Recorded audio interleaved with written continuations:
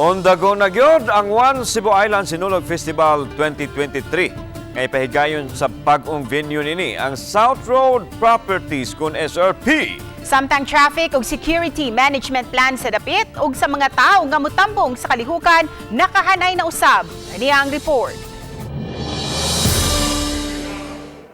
Pasado alas 9 ng buntag, ipangunayan ni Cebu City Mayor Mike Rama ang pag-supervise sa workshop ug brainstorming sa tanang mga naglangkob sa One Cebu Island Sinulog 2023. Nagkatakdo ang tanan sa mga lagda nga himuon aron magmalampuson ang labing dako nga kasaulugan sa Enero 15 diha sa South Road Properties.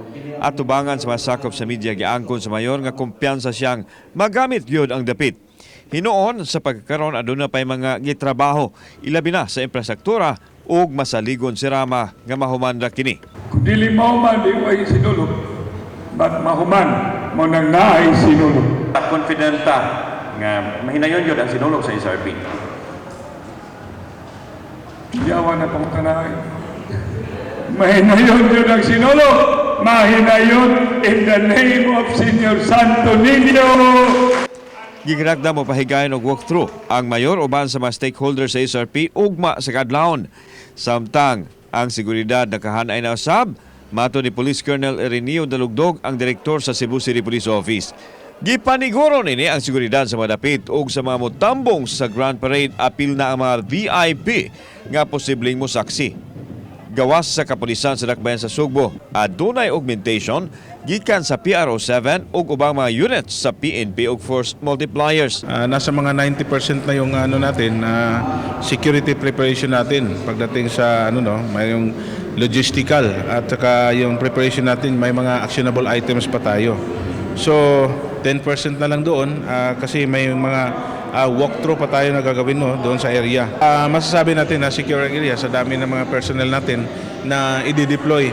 Sa isyu sa signal sa komunikasyon, subling ipadayag sa mayor ang iyahang baruganan nga way mahitabong signal shutdown. In the spirit of local autonomy, shutting and jamming is abhorred. Samtang gihan ay nausab ang traffic management plan sa Cebu City Transportation Office sa mga agianan nga mapiktuhan sa sinulog.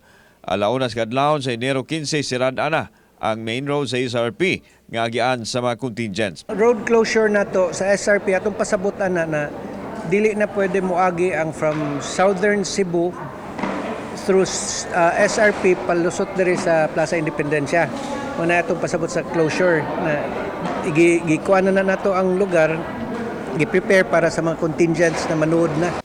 Gitugan usab ni Attorney Rico Ray Francisco Cohulganza, ang chairperson sa Cebu City Traffic Operation Management Board, nga dunay mga bus nga kasakyan nga libre padong sa stage area ilabi na alang sa vulnerable sector. Samtang aduna usay dapit nga kaparkingan sa mga sakyanan, apan gihan ay pa kon pila ang makapahimos nini. Samtang gitambagan usab ang mga tao kon mahimo di na lang gyud magdala og sakyanan aron malikayan ang kahasol ug kahuot sa trapiko. Na ang atong city buses nga 21 na kabuok nga dagko nga na kay tanan, kini tanan gi-deploy ni siya just to facilitate tanan nga gusto, tanan nga mga dibuti nga moadto nga to participate sa merrymaking, no? Gipahibaw usab sa CCTO nga sirad-an ang Osmeña Boulevard gikan sa Fuente Osmeña hangtod na sa Basilica Minore del Santo Niño alauna sa hapon sa adlawng Domingo. Himuon kini walking lane sa mga tao nga gustong maglingaw-lingaw gawas sa SRP. Kauban si Clover Lumayag, ako si Alan Domingo. Balitang Bisdak.